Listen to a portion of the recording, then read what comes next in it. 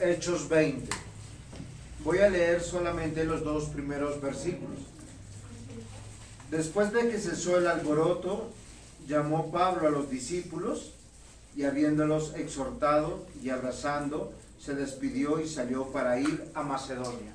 Pregunto, ¿de dónde salió Pablo? Karina, ¿a dónde se está yendo o despidiendo Pablo? ¿Sí? ¿De dónde? Ah, está con la boca llena. Es que yo tengo la boca vacía, no me han dado dulce a mí. ¿Quién sabe de dónde se está despidiendo Pablo? De Éfeso. ¿Cuánto tiempo duró? 3 años. ¿Se acuerdan que se está plantando una iglesia? Y se alborotaron. Porque cuando se planta una iglesia, las tabernas pierden sus clientes. Los prostíbulos pierden sus clientes. Cuando se planta una iglesia, las personas empiezan a tener una mejor calidad de vida. Viven en función del reino de Dios. Ahorran más. ¿Por qué les digo esto? Ya los puentes o los festivos no es acoger a gastar dinero. Es ir para sus iglesias. Ese es el contexto de lo que hoy estamos viendo hasta ahora. Y es algo muy interesante. ¿Por qué razón? Porque el mundo va en paralelo a la idea de la iglesia. Mientras que la iglesia reúne ¿a quién? Caleb, ¿a quién reúne la iglesia? ¿Quiénes están aquí? Los hijos de Dios. Si estamos hablando de los hijos de Dios, yo le pregunto, Calecito, ¿qué conforman los hijos de Dios acá reunidos?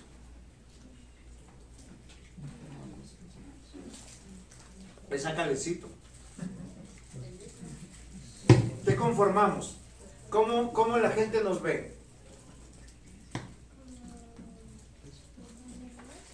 ¿Cómo el qué? No lo escuché. Hijos de Dios. Somos los hijos de Dios, tenemos un Padre. Y cuando nos ven reunidos, nos ven de una manera extraordinaria. Como una familia. La iglesia del Señor. ¿Qué es la iglesia? La familia de Dios. Sin embargo, todo lo que está diseñado en el mundo es con relación a una idea diabólica, malvada, que ustedes posiblemente no lo han percibido, ni lo perciben. ¿Por qué razón? Porque fue forjándose como un pensamiento filosófico, se fue forjando como una idea de preservación o de bienestar o de prosperidad. Miren, ¿saben? En la Edad Media surgió algo muy interesante. Algo que se llama el individualismo. Se enfoca en la libertad y el derecho de cada individuo a perseguir sus propios intereses y metas, sin la interferencia del Estado o de otras personas o grupos de personas. ¿Qué es el individualismo? Johan, ¿qué es el individualismo? Básicamente es quererlo hacerlo uno solo. Muy bien. Ahora, cuando tú lo ves en la sociedad, tú no lo ves malo. ¿Por qué razón? Porque tú dices, yo tengo derecho a prosperar. Yo quiero prosperar. Yo trabajo, yo veo por mi bienestar. Y básicamente, el individualista, ¿qué promueve? El ejercicio de los objetivos y los deseos, en tanto la independencia y la autosuficiencia de ellos mismos alcancen sus metas personales. ¿Ustedes creen esto es bueno o esto es malo?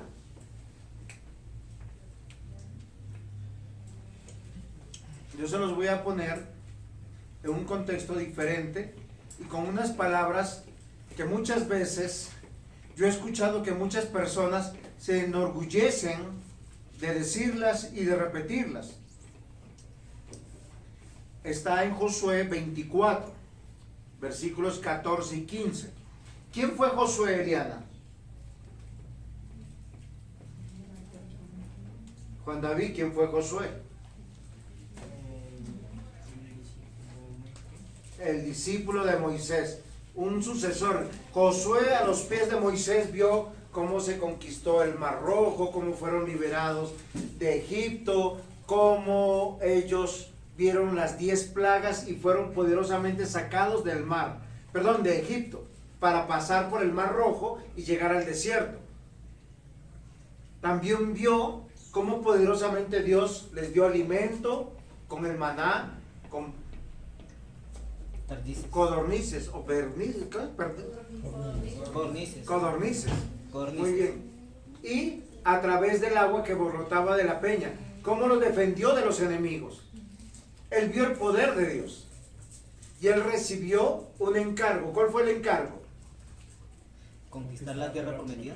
Dirigir al pueblo y conquistar la tierra prometida. Y en la tierra prometida vivir para Dios. Pero él cayó, tal vez es uno de los primeros en el pensamiento filosófico, económico, religioso del individualismo. ¿Por qué razón?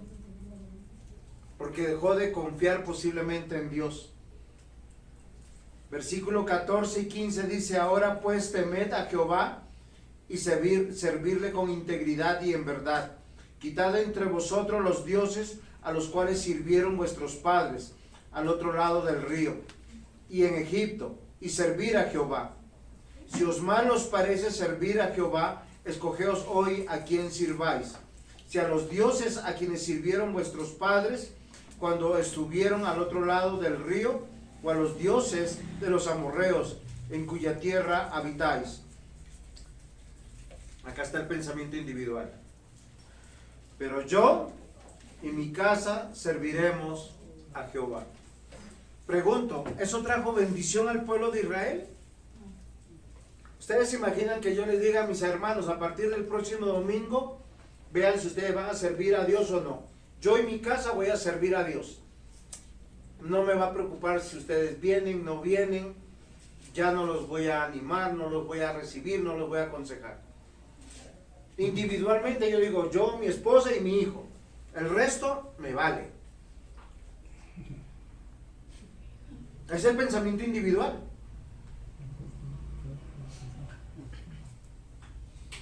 Hay padres que tiran la toalla por sus hijos. Ya no más le predicaré, no le tendré más paciencia. Ya no los obligaré más. Yo serviré a Dios.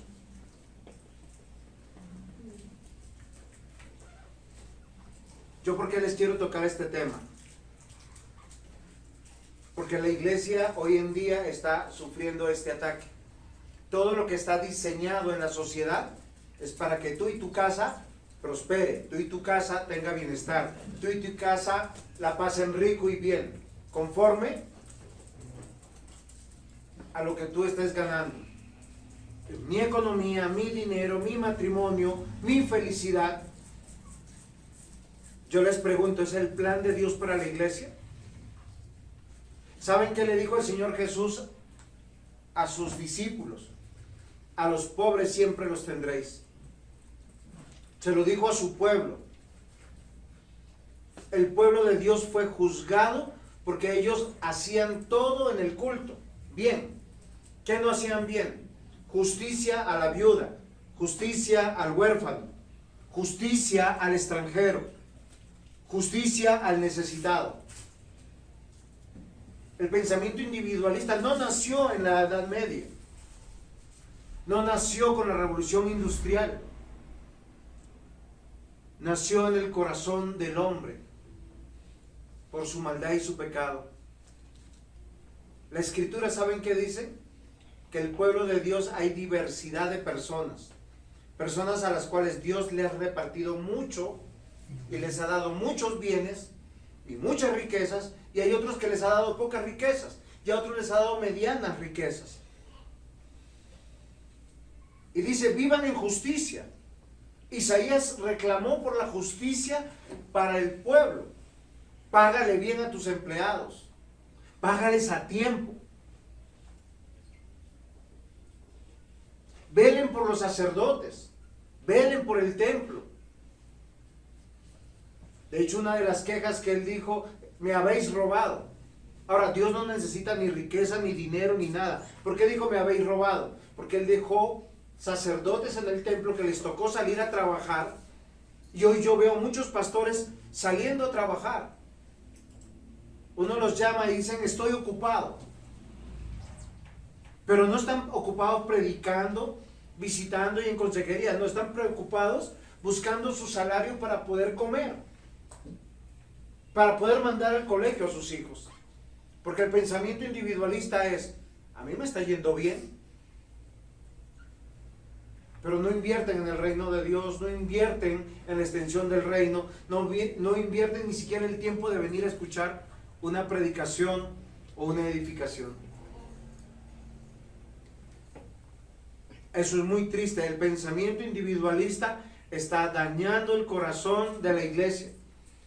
Y hay muchos pastores que son bivocacionales por eso. ¿Saben qué significa ser bivocacional? Con un pie dentro de la iglesia, preparando sermones, estudiando, capacitándose, y con 5 pies en el mundo buscando cómo sobrevivir. Y eso me parece muy triste. El apóstol Pablo nos muestra con su ejemplo que él no cree en eso. Él preparó hombres de Dios para que piensen en la obra de Dios de la manera correcta. Somos una familia, y como familia velamos los unos por los otros. Pero a veces es triste ver ese pensamiento individualista. ¿A qué hora comienza el culto? A las 11. Llego 5 para las 11 y me voy en cuanto dice el pastor amén.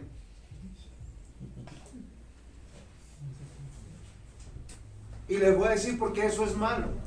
Porque solo estoy pensando en mi bienestar, en mi necesidad, en mi hambre. Y la iglesia no se ve de esa manera. La iglesia es una familia donde todos tenemos en algún momento algún tipo de necesidad. No solamente el pastor. Y no estoy hablando de necesidades económicas.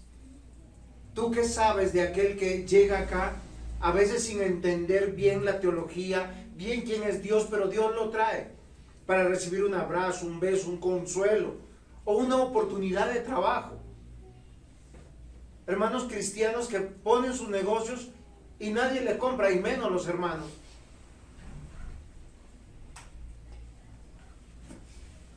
El apóstol Pablo nos muestra con su ejemplo que él entendió lo que Jesús encargó. Yo les voy a leer, a pesar que él creo que no estuvo en estas palabras, Juan capítulo 13, versículo 35. Yo les pregunto, ¿ustedes son discípulos de Cristo? Amén. En esto conocerán que sois mis discípulos, si tuvierais amor los unos por los otros. No es yo y mi casa. ¿Por qué les digo que fue lo más triste que Josué dijo? Esto es en el capítulo 24 de Josué, y se acabó Josué. ¿Qué sigue después del libro de Josué? Jueces. ¿Cómo está Jueces? La Biblia dice y narra que en el tiempo de los jueces, toda esa reunión de familia de Dios, dice así: después los hijos de Israel hicieron lo malo ante los ojos de Jehová y sirvieron a los Baales. Dejaron a Jehová, el Dios de sus padres, que los había sacado de la tierra de Egipto, y se fueron tras otros dioses de los pueblos que estaban en sus alrededores, a los cuales adoraron y provocaron a ira a Dios.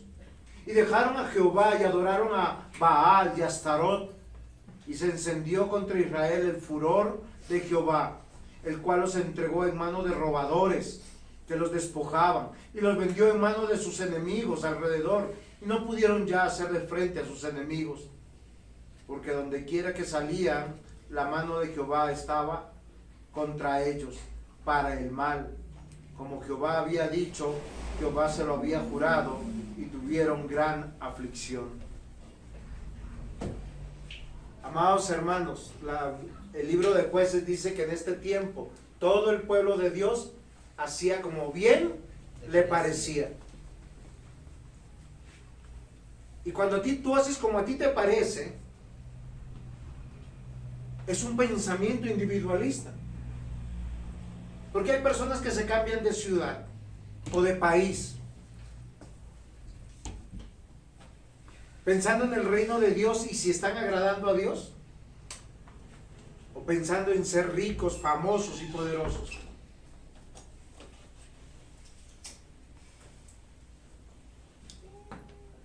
Y se conforman y calientan su corazón diciendo, no, yo voy a enviar algo para mi papá, para mi mamá, para mis hermanos.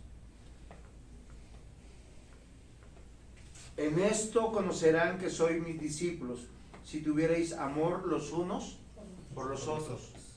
Eso no es virtual, eso no es a la distancia, eso tiene que ser real. Estoy aquí para ti, para escucharte, para apoyarte, para visitarte, para traerte aunque sea un pan.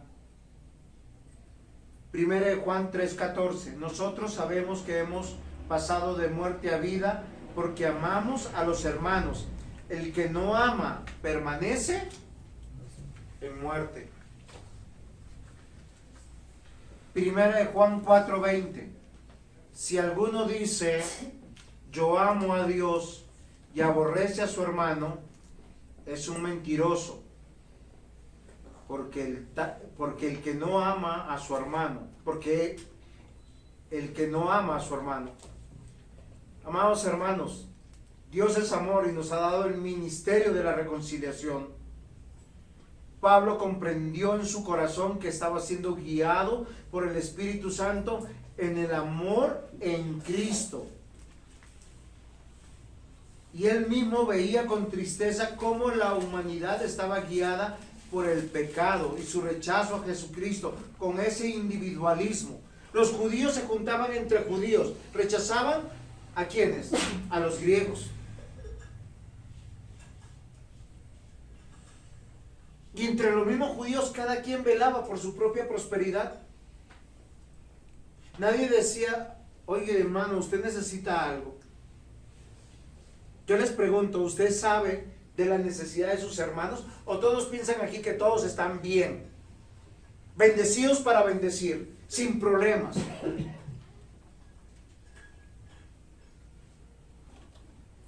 Segunda de Corintios 5, 16, 21.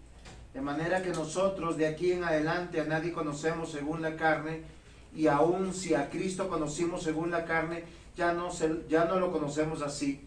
De modo que si alguno está en Cristo, nueva criatura es, las cosas viejas pasaron, he aquí todas son hechas nuevas. Y todo esto proviene de Dios, quien nos reconcilió consigo mismo por Cristo y nos dio el ministerio de la reconciliación. ¿Ustedes están procurando la reconciliación de sus familiares con Dios? ¿O ya se cansaron y dijeron como Josué? Miren, es que yo entiendo a Josué. En el sentido humano yo lo entiendo. Él peleó batallas con ellos. Los trató de dirigir, de animar. Vio el juicio de Dios porque hubo una familia que sencillamente por ambición y codicia tomó de un pueblo oro y lo escondió en su casa. ¿Se acuerdan de qué familia hablo? Los de Coré. Los de Coré. No, los de Coré fueron por un altercado diferente. Pero él vio muchos juicios. Pero él dijo al final, me doy, ya no quiero más, no los voy a pastorear, no los voy a acompañar, me cansé. Yo no quiero que usted piense así porque no es el planteamiento ni el ejemplo que estamos viendo en Hechos de los Apóstoles, de los fundadores de iglesia. Nos hace ver todo lo contrario, ver lo que Dios hizo por nosotros. Pablo aprendió a amar la obra de Dios a pesar de la adversidad, de la oposición y del rechazo. Juan 1, versículo 14 dice, y aquel verbo fue hecho carne y habitó entre nosotros, y vimos su gloria como la gloria del unigénito, lleno de gracia y de verdad. El apóstol Pablo se llenaba de dolor al ver cómo la gente iba en camino del pecado, rechazando a Cristo. Y él tomó una decisión que yo espero que tú tomes hoy junto conmigo, de amar, pero amar a la manera de Dios. Porque hay algunas personas que amar, ¿saben qué piensan? Es ponerse al servicio servil de los familiares que odian a Cristo y odian la iglesia. Viven para ellos, en función de ellos, todo el tiempo.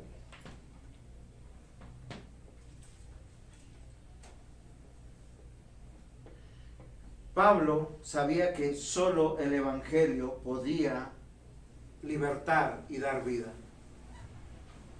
Y así amó a los judíos. Y así amó a los griegos. Y aunque él es conocido como el apóstol enviado a los gentiles, yo encuentro una contradicción en eso. Él viajó por toda Asia. ¿A dónde llegaba primero? A la sinagoga de los judíos.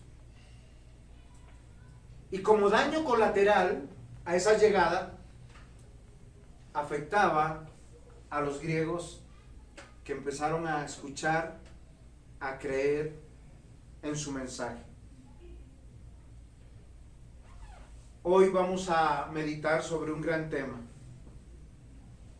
sobre una gran acción que Pablo tomó en su corazón, que se reduce en dos palabras: los amó. ¿Tú estás dispuesto a amar a tu prójimo y a tu enemigo de esa manera? Los amó. Nuestro texto nos va a decir: hay adversidad, hay oposición, hay necesidad, pero él nunca desfalleció. Los amó. Y miren lo curioso. Hay datos que encontré en este pasaje que nunca en mi vida había pensado. Porque a veces nosotros entendemos el Evangelio desde nuestra condición de hoy. A veces vivimos por vivir y estamos desperdiciando días preciosos para predicar. Los amó es el título de la predicación, punto 1, de corazón.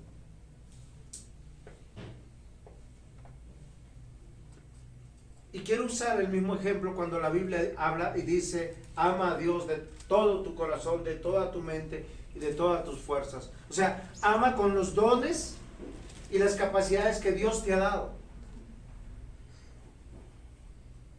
Acabamos de ver que se acabó de plantar una iglesia. Y él amó Éfeso. ¿Cómo amó? Dedicando su tiempo, 3 años.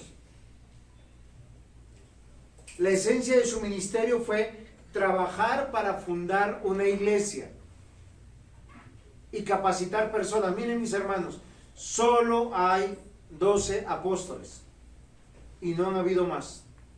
Los únicos que fueron de lugar en lugar a fundar iglesias fueron los apóstoles. Hechos 20, versículos 1 y 2, como lo habíamos leído, dice: después que cesó el alboroto, llamó Pablo a los discípulos y, habiéndolos exhortado y abrazado, se despidió y salió para ir a Macedonia y a recorrer aquellas regiones, y de exhortarles con abundancia de palabra llegó a Grecia. Hay dos cosas que hace siempre un padre. Por eso un padre no está a nivel de un hijo. Y no es jerarquía. Yo les voy a decir una cosa, queridos hijos y niños y jóvenes. El día que su papá se convierte en su amigo, ustedes quedaron huérfanos. ¿Por qué razón? Porque los papás no podemos ser amigos de nuestros hijos. Nosotros somos el capitán de esa nave. El que decimos: esto hay que hacer, esto no hay que hacer. Y a la tripulación a veces no le gusta. Y cuando la tripulación ve las decisiones del capitán, ellos dicen, no me agrada, no me gusta porque demanda de nosotros cosas que nosotros no sentimos que nos están pidiendo fuera de orden.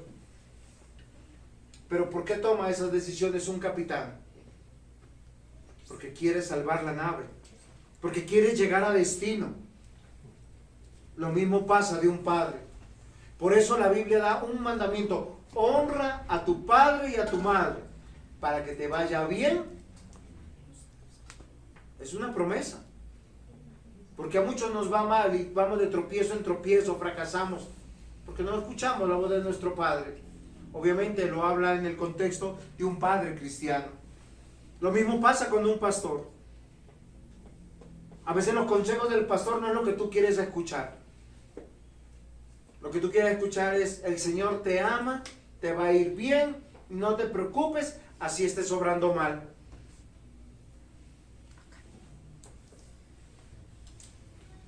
Pablo tomó una decisión: ir por toda Asia a predicar el evangelio para fundar iglesias. Y Pablo demostró su amor en fundar iglesias, y no hay otro como él. Pero miren, mis amados hermanos, él dejó ancianos para que formen ancianos y ellos amen a la manera de Dios, y ese es el diseño que Dios ha tenido, preservando la iglesia y extendiendo la obra de Dios. Uno no puede pensar de otra manera, mis amados hermanos. Yo no puedo aprender a ser pastor solito. Yo tengo que aprender de otros modelos, donde Dios los está respaldando, donde Dios está obrando, donde Dios está corrigiendo, donde Dios está dirigiendo. Hubo un Pablo, no hubieron dos, no hubieron tres. Tito capítulo 1 versículo 5: por esta causa te dejé en Creta. Y uno pregunta, ¿qué causa? Para que corrigieres lo deficiente y establecieses ancianos en cada ciudad, así como yo te mandé. Y estos ancianos iban a formar otros ancianos dentro de la iglesia. En Hebreos 13 dice, versículo 7, acordaos de vuestros pastores. Una iglesia con varios pastores, no con uno solo arriba. Pero estos pastores tuvieron que aprender a amar la iglesia a la manera que Pablo amaba la iglesia, a estar bajo autoridad, estando en autoridad. Para mí es muy curioso cómo le dice, primero elogia a Timoteo, le dice: Timoteo, hijo amado en la fe, no hay ninguno como tú, pero a Tito le dice lo mismo. Y luego menciona a otros como fieles, como amados, como consiervos. Y tiene un equipo, pero todos están aprendiendo. ¿Para qué? Para extender el reino de Dios, amando la iglesia. Hechos 11:30, y así lo hicieron, mandando a los ancianos por mano de Bernabé y de Saulo. Hechos 14:23, después que les designaron ancianos en cada iglesia, habiendo orado con ayunos, los encomendaron al Señor en quien había creído. Y nuestro texto nos dice que Pablo siempre hizo lo mismo, pero siempre tuvo la palabra de verdad del evangelio y siempre los exhortó. La palabra exhortación tiene varios significados o acepciones para entenderlos, pero uno de los entendimientos es que él les ordenaba qué hacer, porque eso te da dirección. Tú no recibes dirección de un amigo. De un amigo, ¿sabes qué recibes? Complicidad. ¿O no es así? Tú tienes un buen amigo y tú le dices: ay, mira, es que ya estoy cansado de mi mujer. ¿Y qué te dice el otro? Yo te entiendo. Tal vez te dice: hasta me está pasando lo mismo.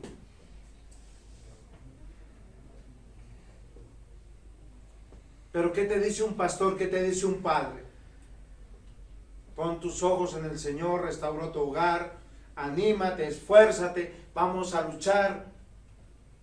¿Cómo les ayudo? Y viene el ministerio de la reconciliación, porque nos llama a la unidad, no a la individualidad. Y les voy a decir por qué. Porque el fracaso de tu hogar es el fracaso de una iglesia. ¿Ustedes se imaginan que nosotros seríamos la iglesia reconocida porque hay 5, 6, 7, 8 divorcios en toda nuestra historia? 2, 3 casamientos, pero 8 divorcios. O que no hubieran jóvenes en nuestra iglesia ni niños, solo una iglesia de ancianitos y de viejitos. Sería una contradicción. En la familia de Dios hay niños. Miren, acá tenemos a Emma. Su primera salida oficial después del vientre a una iglesia. Y eso es maravilloso. Porque todos tenemos que empezar a ser enrutados por Dios. Dios está de manera providencial enseñándonos, guiándonos. Queridos hermanos, amar a Cristo es predicar y trabajar por la iglesia incondicionalmente, procurando la unidad de la iglesia. Porque, mis amados hermanos, la prosperidad de nosotros está en que todos crezcamos de manera uniforme en la fe. Donde todos los miembros crezcamos en la fe, eso es madurar. Ustedes se imaginan qué tal que en 52 años que yo tengo, esta mano me hubiese crecido más que la otra. Sería un fenómeno. O que me crezca más la cabeza que el cuerpo. Sería un cabezón. Amados hermanos, Dios quiere que todos crezcamos en la fe. Y el mismo Señor dijo a través del apóstol Pablo que predicar es amar. 1 Corintios capítulo 1 versículos 10 al 17. Os ruego pues, hermanos, por el nombre de nuestro Señor Jesucristo, que habléis todos una misma cosa, y que no haya entre vosotros divisiones, sino que estéis perfectamente unidos en una misma mente y en un mismo parecer, porque he sido informado acerca de vosotros, hermanos míos, por los de Cloé, que hay entre vosotros contiendas. Quiero decir que cada uno de vosotros dice: yo soy de Pablo, yo soy de Apolos, yo soy de Cefas. Los espirituales, ¿qué decían? Yo soy de Cristo. Yo soy de Cristo. O sea, yo no sigo a ningún pastor, yo soy de Cristo. No me congrego en ninguna iglesia porque todas son malas. ¿Acaso está dividido Cristo? ¿Fue crucificado Pablo por vosotros? ¿O fuisteis bautizados en el nombre de Pablo? Doy gracias a Dios que a ninguno de vosotros he bautizado, sino a Crispo y a Gallo, para que ninguno diga que fuisteis bautizados en mi nombre. También bauticé a la familia de Estéfanas. De los demás, no sé si he bautizado a alguno otro, pues no me envió Cristo a bautizar, sino a predicar el evangelio, no con sabiduría de palabras, que no se haga vana la cruz de Cristo. Hoy yo quiero que tú te preguntes conmigo: ¿amas la iglesia del Señor? ¿O estás buscando un lugar en la iglesia del Señor?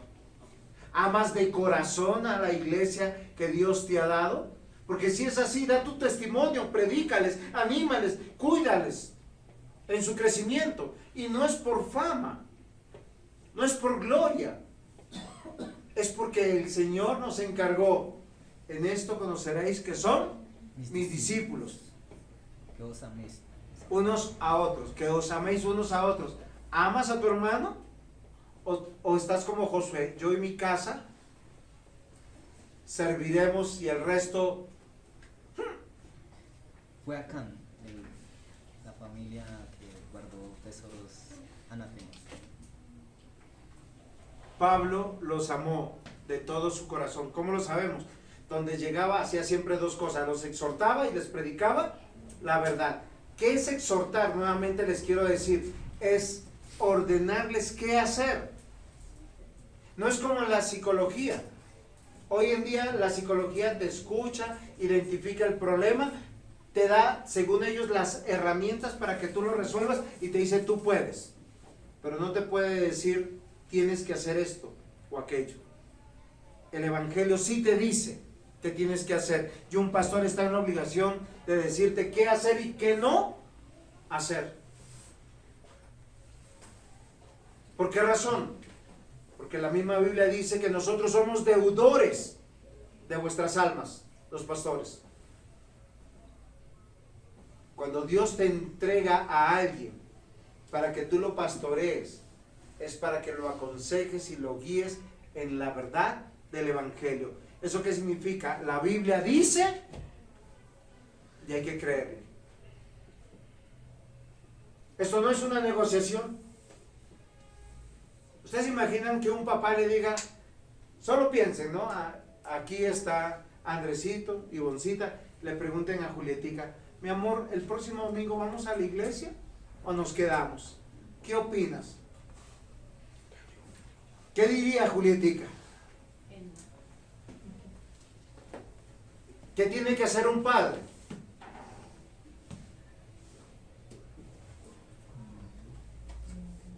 Segundo punto, no hipócrita. No te estoy diciendo que seas un hipócrita. El título es Los amó. Primer punto, de corazón.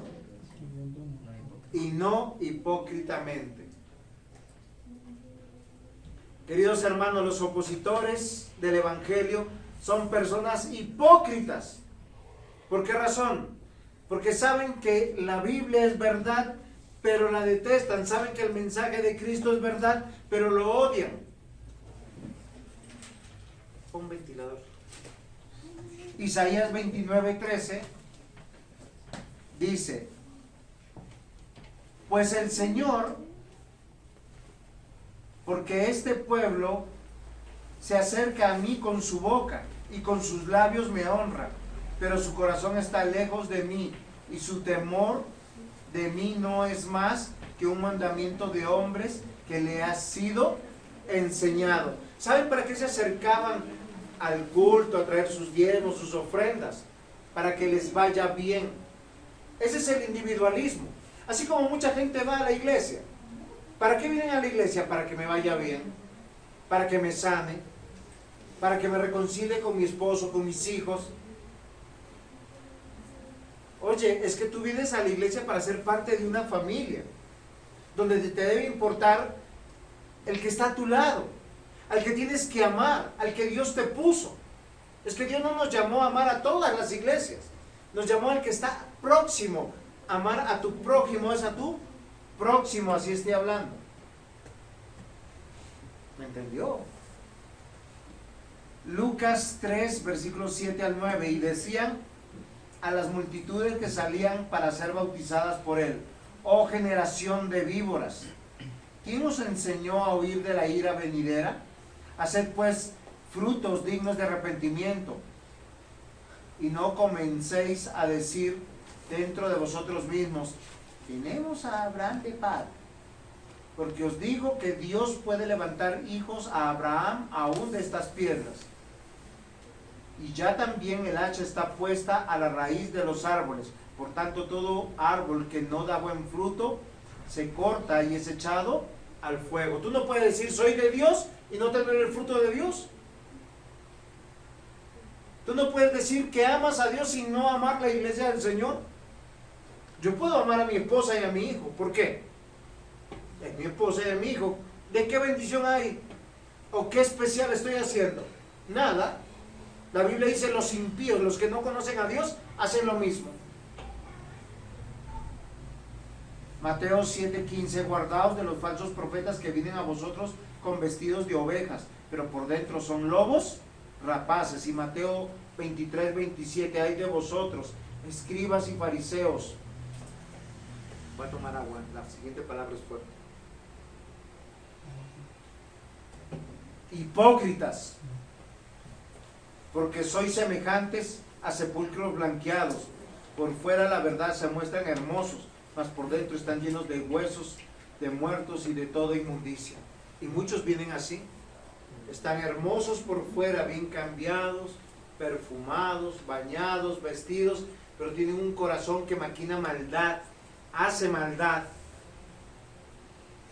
Pablo era de aquellos que no buscaba la aprobación de los hombres, sino de Dios.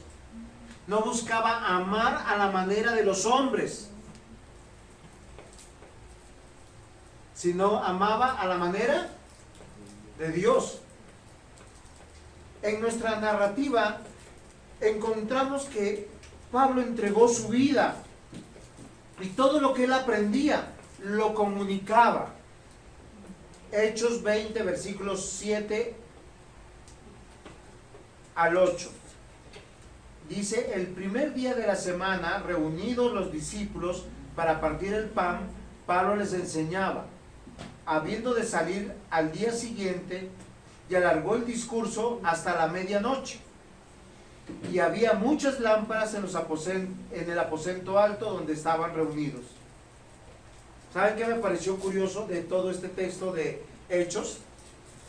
Normalmente cuando nosotros pensamos en el día del Señor, pensamos en el domingo, ¿cierto? Y pensamos que el domingo de Pablo es como el domingo nuestro. Me explico. Hace 2000 años, aproximadamente, tal vez un poquito menos, un poquito más, no existía el domingo como día festivo. Todos los hombres trabajaban de domingo a domingo. Y yo no había puesto cuidado en todos los años de mi ministerio y en todos los años que estaba leyendo la Biblia, en que en 1 Corintios 11 habla de la cena del Señor. Y uno, claro, cuando uno habla de la cena del Señor se refiere a los sacramentos, el pan y el vino. Pero también habla del ágape. Y uno en su imaginación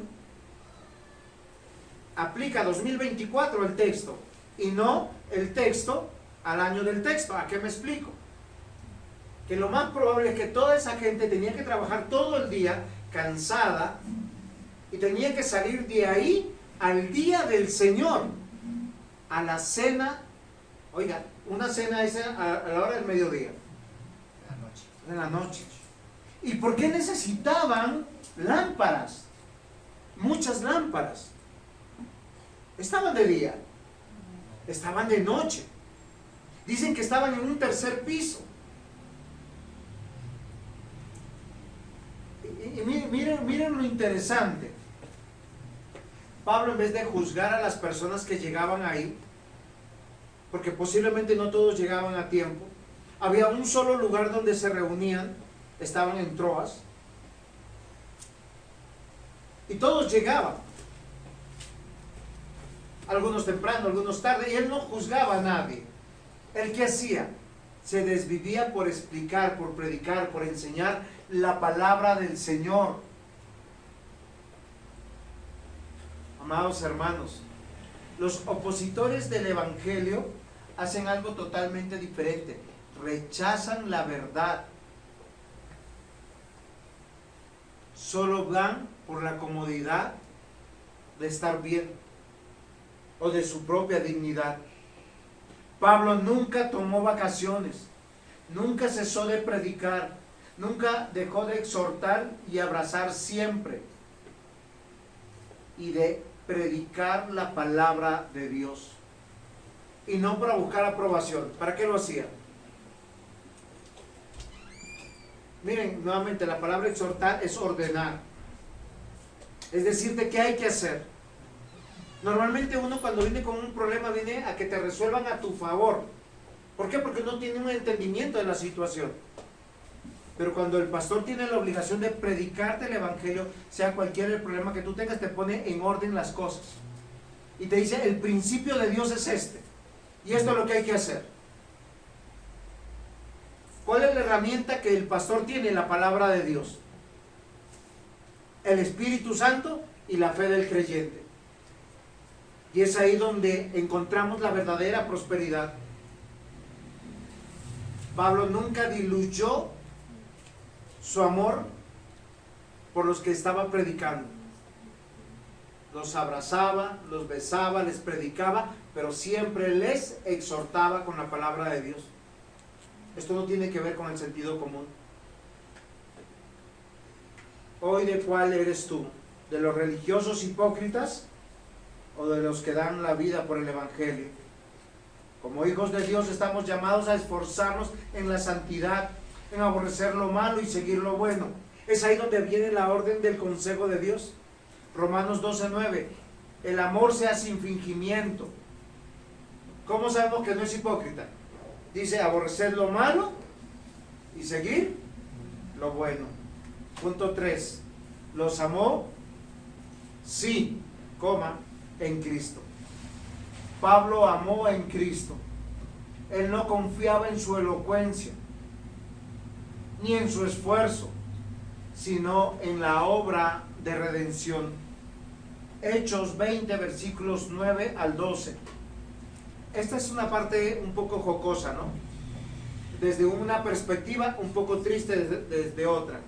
Y un joven llamado Eutico, que estaba sentado en la ventana, rendido de un sueño profundo, por cuanto Pablo disertaba largamente, vencido del sueño, cayó del tercer piso abajo y fue levantado muerto.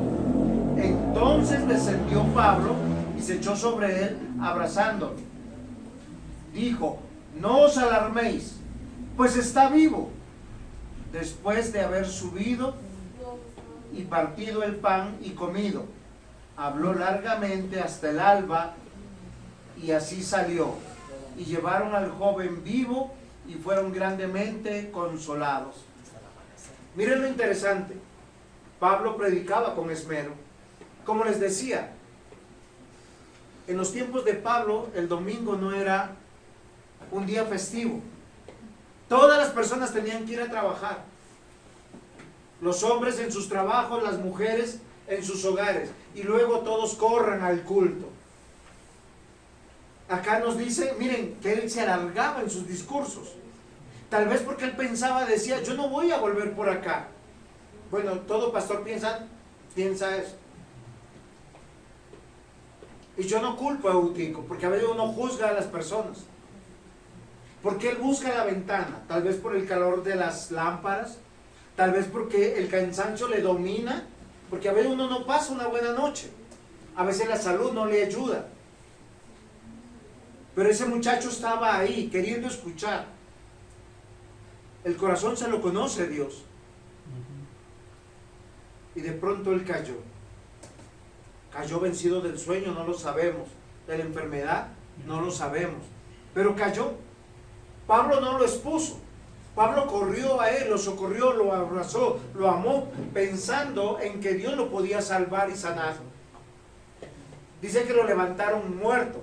Todos atestiguaron que lo levantaron muerto. Mientras que él llegó, piensen, él está en el tercer piso predicando, enseñando, mientras que Pablo baja, ya lo habían levantado y está muerto. Y él dice, no, no está muerto, está vivo. Hay algo muy hermoso que yo encuentro en todo esto. Porque a veces nosotros pensamos que el día del Señor es un festivo. Y estuve investigando un poco, ¿cuándo por primera vez hubo el domingo como festivo?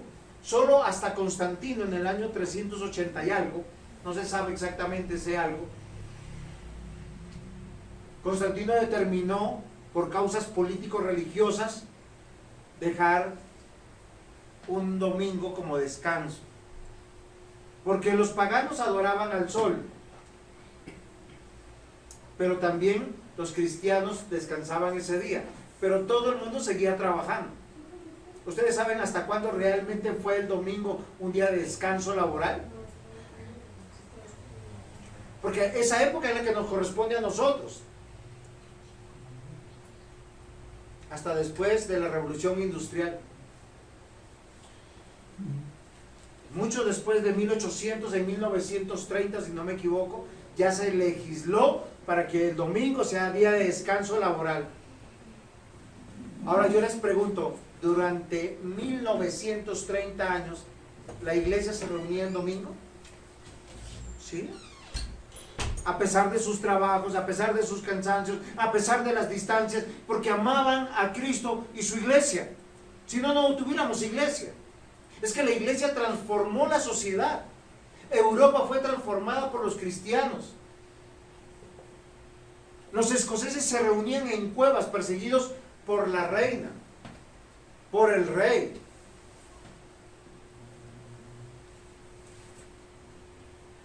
Toda Europa pudo surgir porque hubo personas que se instruyeron en el temor de Dios. Y Norteamérica se fundó por cristianos que huían de la Inquisición, de la persecución de los católicos.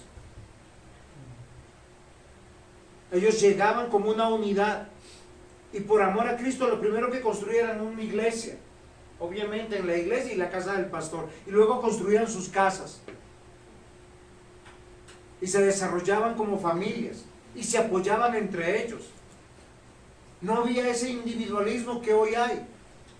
Es que el amor de Cristo me debe llevar a entender que cuando alguien en la iglesia cae, yo caigo con él. En estos días Raquelita se quemó una mano y la incapacitó casi totalmente, no podía trabajar. Porque una afección de un miembro me afecta todo el cuerpo. Y Pablo predicaba con esmero y dedicación. Lo reunió Dios, estando cansados en medio de sus trabajos, de las distancias. Pero Pablo añoraba el llegar con sus hermanos, predicar y compartir la cena del Señor. Yo les pregunto, ¿de dónde aprendemos eso nosotros?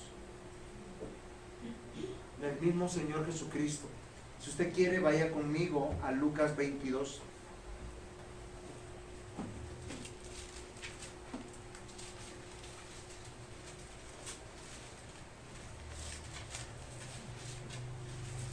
Lucas 22, versículos 14 y 16. Dice, cuando era la hora, ¿sí lo encontraron? Lucas 22. Cuando era la hora, se sentó a la mesa y con él los apóstoles. Y les dijo, ¿cuánto he deseado comer con vosotros esta Pascua antes de que padezca? ¿Saben qué me parece interesante? Que cuando nosotros nos reunimos en la iglesia alrededor de la mesa del Señor para compartir un memorial de la obra de Cristo, a veces no pensamos que de pronto sería nuestra última cena, como la última cena que tuvo el Señor. Porque en ese día o en esa semana, antes de la próxima cena, el Señor nos puede llamar a su presencia. Yo en estos días escuché una noticia, un helicóptero de la policía se cayó y yo pensé en Andrés, pero dije, si no me han llamado es porque no pasó nada y no voy a llamar porque sí, fue del ejército o de la policía, del ejército, ¿eh? Pero yo pensé en Andrés porque es mi familia. Mueren muchas personas todos los días. Amados hermanos, el Señor Jesús dice que Él deseó, amó a sus apóstoles.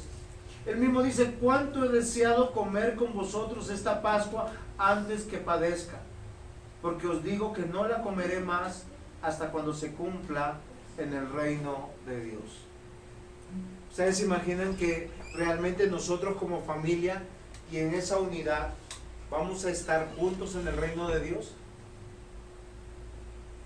No pienses, yo y mi casa serviremos.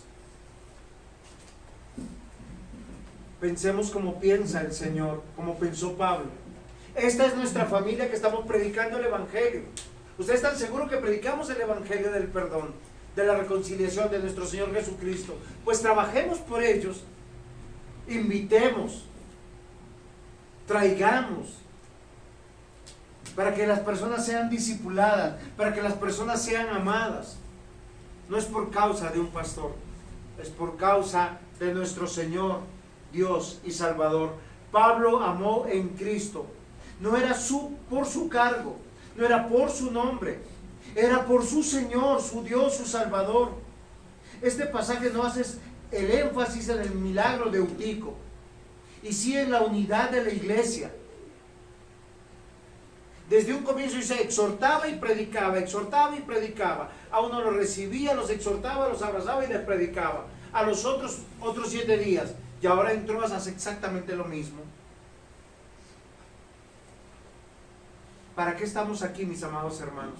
Si no es para conocer las grandes y maravillosas obras que el Señor ha hecho con nosotros. Después todo el resto es pasajero. Nosotros vemos en Hechos 20 y casi siempre las predicaciones se centran en el milagro de Eutico o en el error de Eutico. Unos hablan bien de él, otros hablan mal de él, pero la verdad, mis amados hermanos, que él estando en este lugar, lo que nos demuestra que amar a la manera de Dios es predicar el Evangelio. ¿Por qué razón, mis amados hermanos? Por una sencilla razón. Para que tú te acerques a Dios es solamente a través de la predicación de la palabra de Dios. No es más. ¿Cómo tú te alejas de Dios? Dejando de estudiar la palabra de Dios. ¿Cómo te acercas a Dios? Invocando el nombre de Dios. ¿Cómo te alejas de Dios? No haciéndolo. Si el próximo domingo te vas de paseo, te vas de puente, te vas de descanso para descansar estos miembros, te estás alejando de Dios, no te estás acercando a Dios. ¿Por qué razón? Porque estás quebrantando su mandamiento. Él nos quiere presentes aquí como familia, en función de Él. ¿Cómo yo le enseño a mi hijo que tengo temor de Dios, que le creo a Dios y lo amo a Dios sobre todas las cosas? Quisiera que fueran conmigo a Primera de Tesalonicenses, capítulo 4.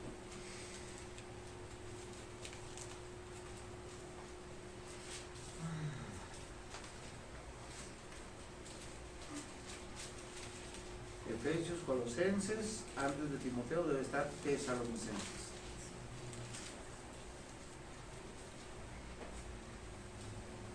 Por lo demás, hermanos, os rogamos y exhortamos en el Señor Jesús, que de la manera que aprendisteis de nosotros, como os conviene, conducíos y agradar a Dios, así abundéis más y más. ¿Los discípulos de quién aprenden? De sus maestros. Niños, ¿quiénes son sus maestros en casa? Sus padres. Y en la iglesia, sus ancianos, sus diáconos, sus pastores. Dice, porque ya veis que instrucciones os dimos por el Señor Jesús. Pues la voluntad de Dios es vuestra santificación. Miren acá que es lo interesante. Yo creo en Cristo, tengo que ser exhortado, encaminado y corregido. Que os apartéis de fornicación. Miren, hoy en día los jóvenes viven un problema grande con la inmoralidad. La gran mayoría de los jóvenes un beso no se lo niegan a nadie. Eso dicen los jóvenes. Es que un beso, pues no vale nada. Y se acuestan con quien sea y cuentan sus experiencias. Pero ¿qué es lo que dice la Escritura? Que cada uno de vosotros sepa tener su propia esposa en santidad y en honor. No en pasión de concupiscencia como los gentiles que no conocen a Dios. También que dice, que ninguno agravie ni engañe en nada a su hermano. ¿Y saben qué es lo que me parece curioso? Que ponga la fornicación y el adulterio al mismo nivel de engañar, de estafar, de mentir. Dice así que el que desecha esto, no desecha a hombres, sino a Dios, que también nos dio su Espíritu. Pero acerca del amor fraternal, no tenéis necesidad que os escriba, porque vosotros mismos habéis aprendido de Dios, que os améis los unos a los otros. Pablo amó a la manera de Cristo y en Cristo, porque predicó a Cristo. Él estaba ahí, él era su ejemplo. Yo le pregunto, ¿ustedes como Pablo? ¿Ama a su iglesia? ¿Predica a sus hermanos? ¿Está preocupado por ellos?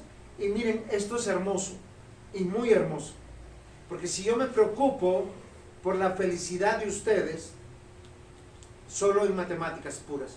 ¿Cuántos se están preocupando por mi felicidad? Wow. ¿Lo habían pensado así? ¿O llegan como los hipócritas? No, yo amo a Dios, amén y amén, y chao pues, y acá está mi diezmo. Apreciados asistentes sin Cristo, no hay vida eterna si tú no crees hoy en Cristo. Llamados hermanos de Dios en Cristo, recordemos, estamos aquí solo porque Él tuvo misericordia de nosotros. Él nos amó y dio su vida por nosotros. Por eso somos sus siervos y a su servicio, buscando agradarle. Es la obra de Dios la que debe alumbrar en nuestras vidas, no nuestras circunstancias. Las circunstancias pueden ser enfermedad, quiebra económica, necesidad. Pero ¿cuál es la realidad? Que ustedes y yo en Cristo somos herederos y coherederos de la eternidad, nacidos de nuevo. Hoy yo los quiero invitar a amar de corazón, no hipócritamente, y sí en Cristo. Amén. Amén. Pongámonos en pie, vamos a dar gracias al Señor. Amado Señor, buen Dios, gracias te damos por tu infinita misericordia, por tu palabra y los desafíos que ella nos trae. Ayúdanos, Señor, para que nos apartemos de nuestros pecados, para que nos unamos como familia de Dios, para que nosotros seamos conocidos por el amor los unos por los otros, para que dejemos ese individualismo pecaminoso que atenta contra nosotros mismos, que atenta sobre todo contra tu iglesia y la unidad de tu iglesia. Ayúdanos, Señor, a ser como Pablo. Pablo mismo dijo, Señor, sed imitadores de mí y yo de Cristo. Ayúdanos, Señor, para que nosotros podamos ser luz y sal en este mundo. Ayuda a tu iglesia a obedecer, para que crezcamos en unidad, en amor, los unos por los otros. En el nombre de Jesús. Amén.